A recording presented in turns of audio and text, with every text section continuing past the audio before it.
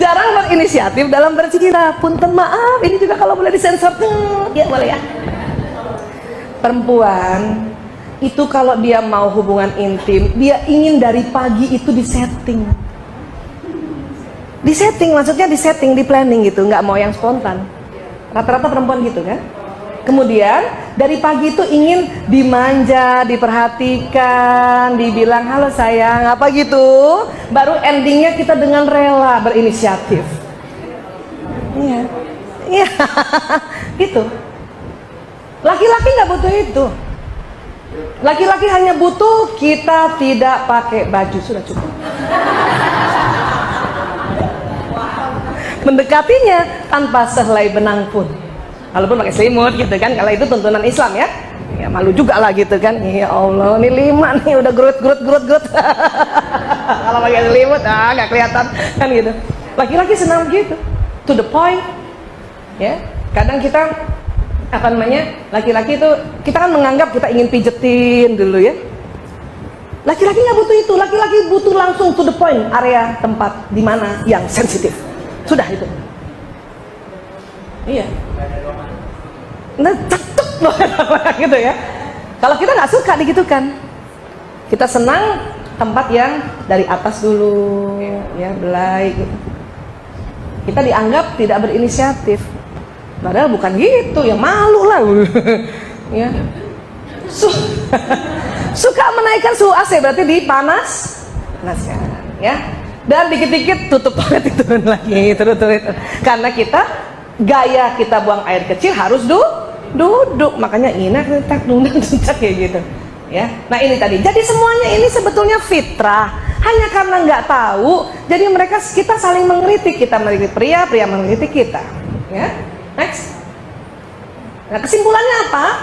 Hubungan antara pria dan wanita tetap berlangsung walau ada perbedaan gender yang luar biasa. Betul kan Bu? Iya. Ya. Next.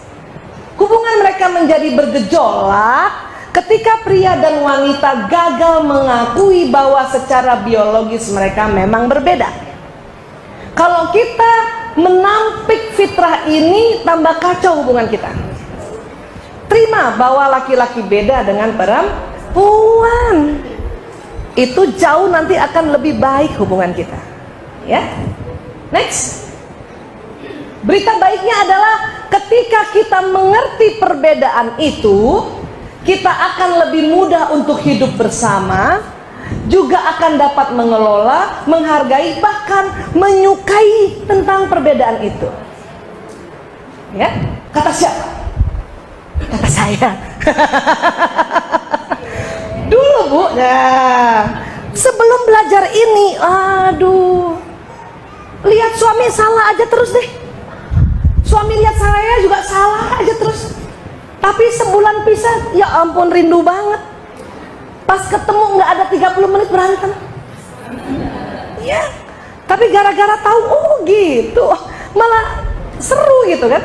Malah semakin kita senang hidup bersama kalau kita terima perbedaan itu, ya. Dan juga senang. Jadi karena saya suka ketawa lihat laki-laki begitu gitu. Suami saya lama-lama juga ketawa lihat perempuan begitu. Iya, karena sudah paham, sudah enak ya. Walaupun sering harus kami ulang-ulang. Ya. Next. Maka nanti kita mau jadi ini. Karena mitra yang terbaik adalah mitra yang terbalik. Kalau mau membentuk puzzle dalam kehidupan rumah tangga, pasti banyak bedanya. Justru karena bedanya itu dia nanti masuk. Cuma waktu membuat ini harus ada ilmu sedikit saja. Agak lega nggak Bu ada ilmu sedikit gini nih? Lega banget. Ini ilmu-ilmu yang sangat simple, perbedaan. Sehingga waktu mau merajut tali kasih ini, merajut kasih ini, ya, itu ada guidance-nya sehingga dengan cepat soulmate-nya itu, belahan jiwa itu bertemu. Ya, next. Tuh.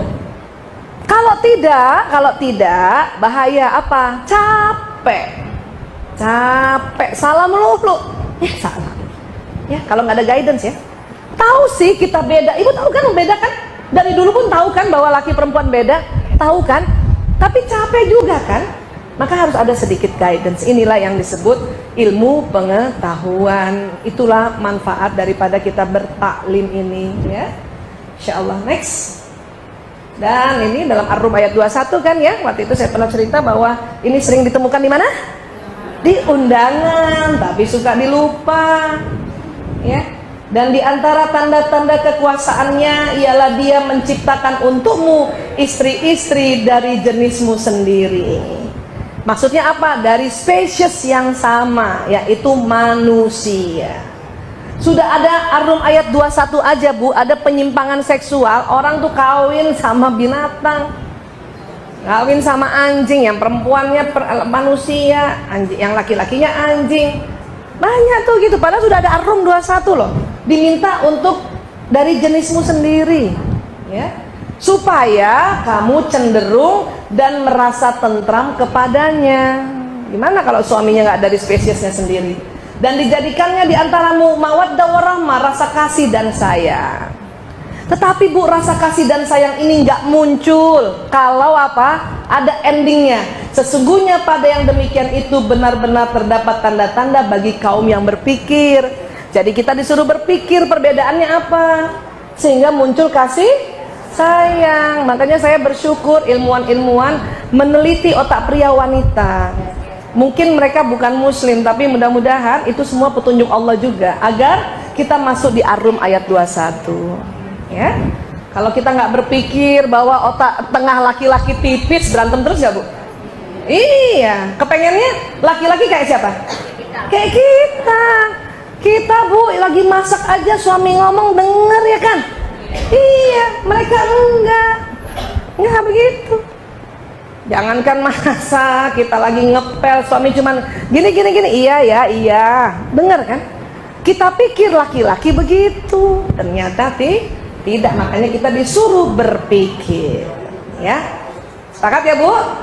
Alhamdulillah, insya Allah tambah cinta ya, semakin cinta ya Allah. Dah, ada yang ditanyakan nggak? Kalau soal waria itu kayak gitu aja Bu, beda hormonnya aja ya. Ya, insya Allah pertemuan berikutnya kita masuk pembahasan watak ya. Ini kan secara general dulu, gender laki perempuan. Karena nanti ibu akan tanya, kok anak perempuan saya kok malah yang sedikit ngomongnya, ada yang gitu. Kok anak laki-laki saya kok malah yang banyak ngomongnya?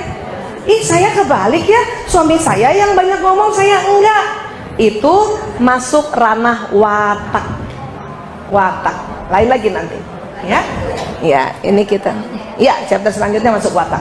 Memang perbedaan pria wanita banyak gitu dia. Ya, kita bagi dua jadinya. Ya. Ingat Bu, ingat tetap selalu cantik, selalu suami senang lihat perempuan tersenyum, laki-laki senang lihat perempuan tersenyum. Itu statementnya, itu risetnya. Ya, senyum aja. Kalau lagi capek, susah senyum, ya udah, jangan lihat wajah suami, kemana kayak gitu, ya, mana gitu. Suami datang, tahan senyumnya 10. Abi, alhamdulillah udah datang. Macet ya Abi? Ya Allah kasihan. Minum ya Abi.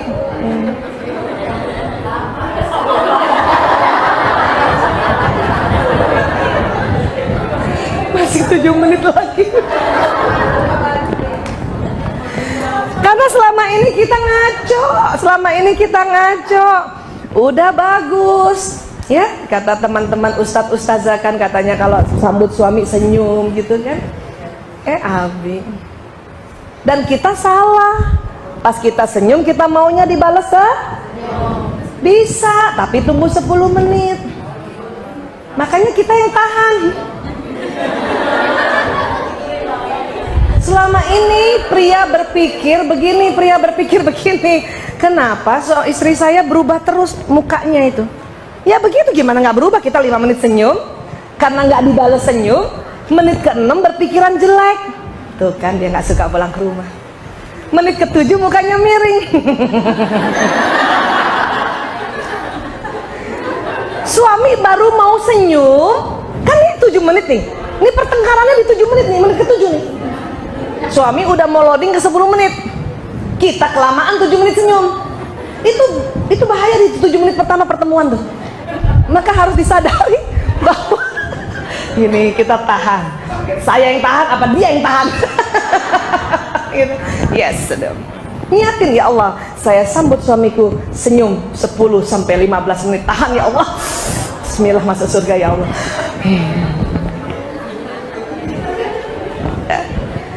Suami itu seneng banget. Saya dulu mempraktekkan ini tahun 2006 ya. Lama banget ya. Dari 92 nggak melakukan ini. 2006 saya lihat responnya nggak bagus, respon muka dia yang 10 menit itu. Tapi rupanya dia cerita-cerita di kantornya bahwa istri saya baik banget, selalu senyum, penuh senyum. Bahkan istri-istri temennya itu semua disuruh belajar sama saya. Kamu belajar deh. Sampai istri-istri temen tuh merasa, Bu Aisyah tuh kayak apa sih? Kayak apa sih sampai kok suaminya tuh membangga-banggakan. Tapi di depan saya dia nggak cerita. Nggak cerita, mana cerita bapak-bapak di depan ibu. Enggak Bu, tapi kalau ibu hanya kasih senyum 10 menit pertama, oh, itu terkenang di dalam benaknya wajah kita Bu. Ya, selama ini miring.